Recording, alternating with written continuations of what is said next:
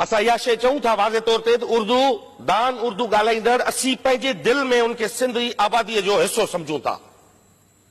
असी चऊं था तव्हां सिंध जा हिस्सो आहियो, सिंध ते आया आहियो, असा तव्हांखे वेलकम कयो। मुंहिंजो ॾाॾो खोखड़ा पार ते 6 महीना देगू लाहे वेठो, जॾहिं आयो तव्हांखे आदर भाव कयूं उते, तव्हांखे वेलकम कयो।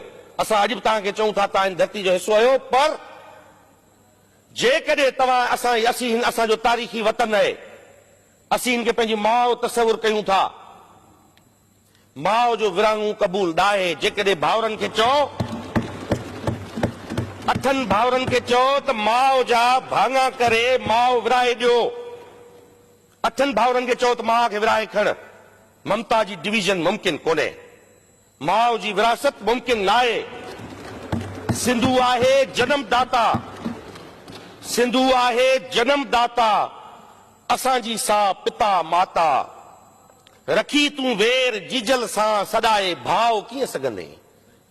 किरोड़े हिन बच्चा जंहिंजा, किरोड़े हिन बच्चा जंहिंजा, सफ़ा सोना सचा जंहिंजा, करे भाङा तिनी में तूं विराहे माउ कीअं सघंदे।